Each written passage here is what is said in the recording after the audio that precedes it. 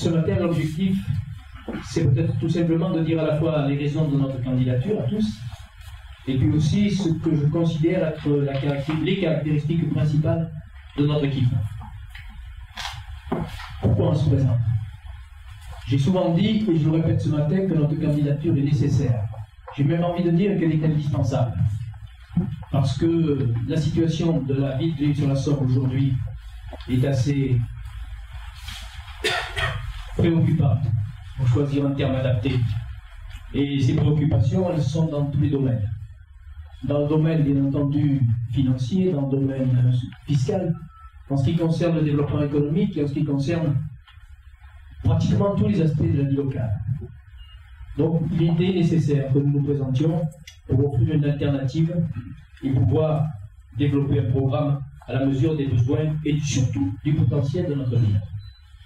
Je pense donc que voilà une première explication tout à fait claire. La deuxième, c'est que l'équipe, au fond, si vous voulez, le plus important, ce qui doit être bien compris, c'est que, d'une part, et vous allez le voir tout de suite, c'est sans doute la plus jeune en termes de moyenne d'âge de toutes les listes qui vont se présenter. C'est aussi, et c'est important pour moi, elle est composée de gens compétents, elle est composée de gens surtout qui sont décidés à s'investir et décidés à travailler pour assurer l'avenir de la ville.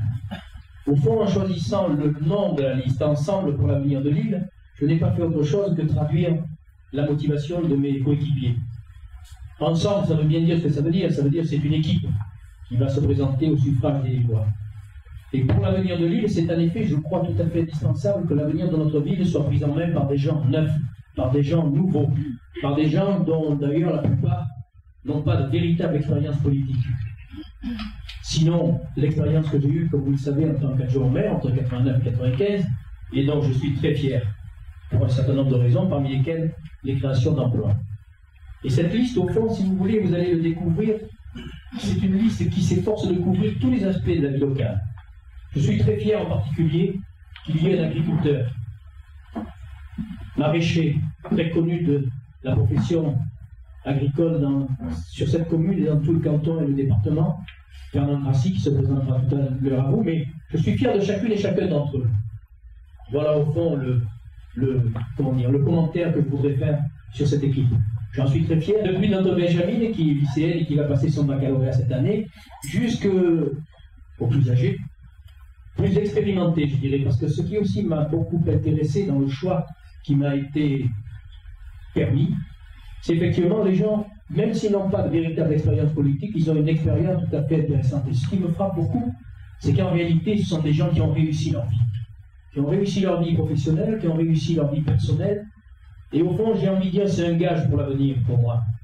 Un gage d'investissement, un gage de courage, un gage de loyauté.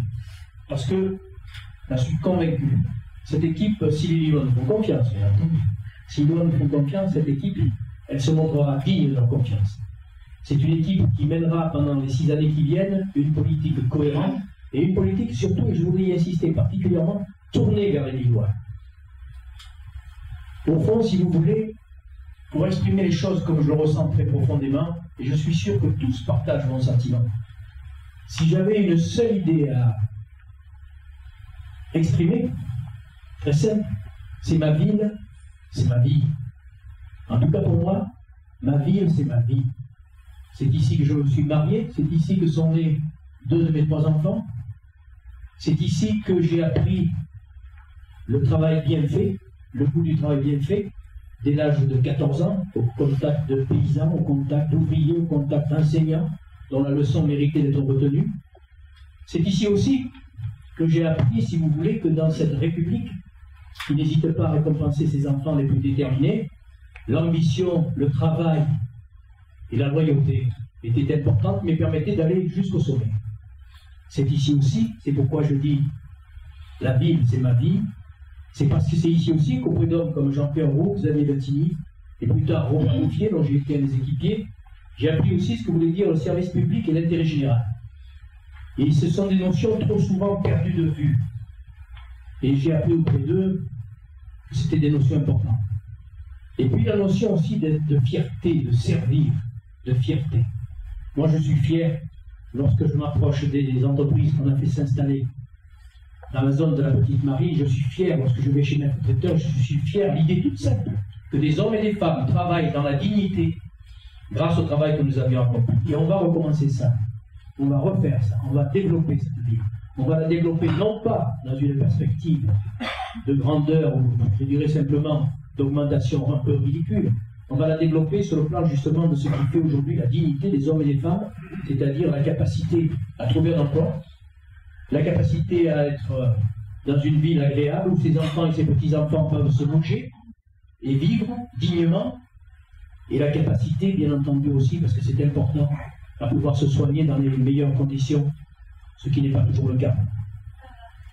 Donc, voici, monsieur le maire, le credo auquel je crois tous ceux qui sont là adhèrent, et je vais maintenant, parce qu'on ne va pas s'éterniser en long discours, vous verrez que notre programme reflètera cette détermination. Au fond, je pense que cette liste sera le meilleur choix pour l'île. Et je pense notamment qu'elle sera le meilleur choix parce que la détermination de tous celles et ceux qui sont là est totale, et que j'ai déjà pu le vérifier.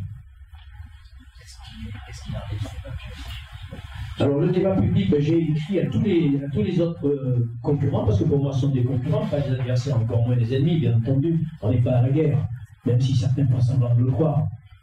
Mais si vous voulez, j'ai écrit donc à chacun en prenant une problématique très très simple, en rappelant que candidat aux élections municipales, j'étais préoccupé par une chose très très importante qui était le niveau des abstentions. Parce que je crois que le niveau des abstentions est un véritable problème, un véritable phénomène. Et que donc il me semblait utile, dans un débat public, avec tous les candidats à la salle des fêtes, par exemple, qui serait un bon endroit, de pouvoir aborder un débat dans lequel je suis sûr les électeurs se passionneraient et pour lesquels nous réussirions, si vous voulez, à passionner les gens et les inciter à venir voter. Donc c'est sur cette problématique que j'ai développé auprès de chaque candidat. J'ai remis d'ailleurs des invitations en main propre pour la plupart des candidats. Et donc si vous voulez, au fond, c'est l'idée toute simple selon laquelle, si on trouve en nous la force de venir nous expliquer devant les électeurs, dans un débat public, où les thèmes auraient bien entendu été choisis au préalable, comme je l'avais fait pour les cantonats. Vous savez que j'avais déjà fait cette invitation, qui n'a absolument rien donné, puisque les deux principaux candidats à l'époque ont refusé de venir se soumettre au débat.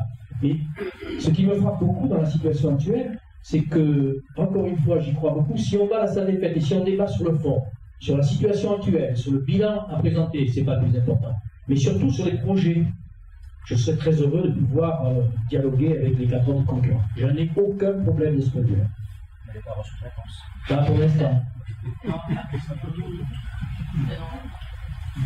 Il n'y a pas de réponse, mais je pense qu'il va y en avoir. Je suis très optimiste. Je pense qu'il y a tous les candidats vont accepter et qui vont se précipiter vers ce débat, car l'enjeu étant les élections et le niveau, si vous voulez, de participation. Si on est dans une démocratie, il devrait venir. Parce qu'il n'y a rien de pire, si vous voulez, de se gargariser. J'ai fait 60% lorsque c'est 30% de participation. Ça n'a plus aucun sens. Et ça, vous le savez bien, ça favorise un certain nombre de dérives. Voilà. Alors je vous laisse vous présenter les uns après les autres et vous, comme ça vous ferez mieux connaissance. Vous avez la liste et vous pourrez vous faire une idée.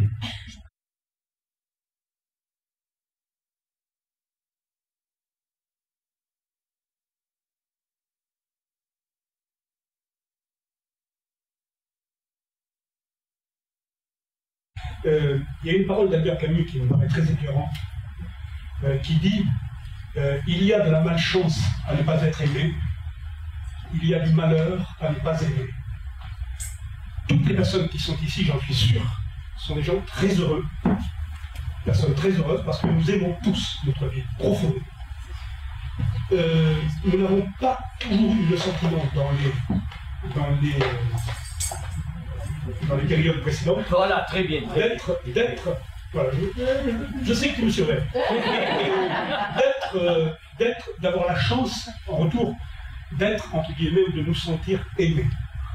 J'affirme, péremptoirement, par une confiance totale, qu'avec Henri Paul, nous aurions en plus du bonheur d'aimer, la chance d'être aimés.